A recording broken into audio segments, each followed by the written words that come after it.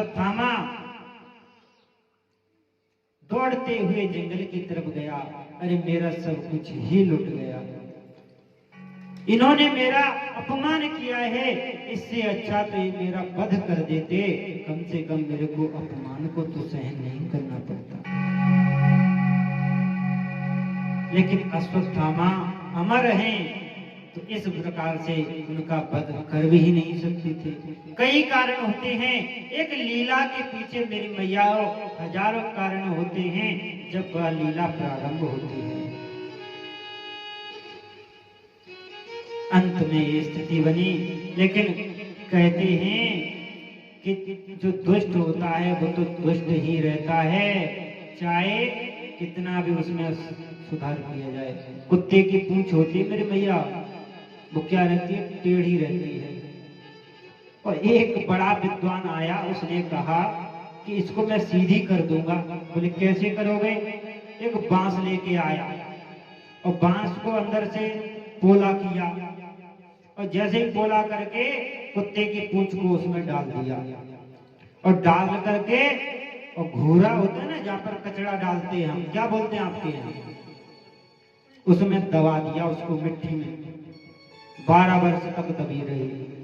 लेकिन जब 12 वर्ष के बाद में निकाली मेरी मैया, तो क्या निकली? टेढ़ी की टेढ़ी। अब जब कुत्ते की पूंछ नहीं सुधर सकती, इसी प्रकार से कई मनुष्य होते हैं कि जिनकी प्रवृत्ति नहीं सुधर सकती।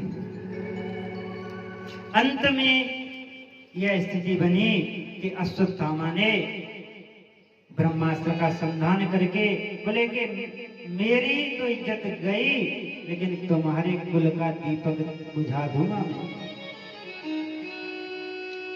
ब्रह्मास्त्र का संधान कर दिया और जाकर के जो अभिमन्यु की पुत्र पत्नी थी उसके गर्भ पर प्रहार किया। उसमें परीक्षित महाराज विराजमान है, परीक्षित महाराज है विराजमान है। ब्रह्मास्त्र की इतनी जलन हो रही थी कि माता चीखने लगी, चिल्लाने लगी कि हे नारायण, हे केशव, मुझे बचाइए। जब ही जाकर के ठाकुर जी अंगुष्ठ के बराबर रूप धारण करके और जाकर के उत्तरा माता के गर्भ में प्रवेश कर लिया। ठाकुर जी के इतने जन्म हुए, लेकिन राम का जन्म हुआ, कृष्ण का जन्म हुआ, अनन्य कई जन्म हुए, लेकिन कभी भी माँ के गर्भ में प्रवेश नहीं किया।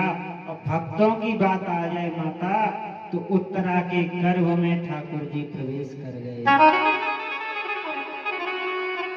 कहते हैं कि मेरी बात भले ही बिगड़ जाए, लेकिन मेरे भक्तों की बात कभी नहीं बिगड़नी चाहिए।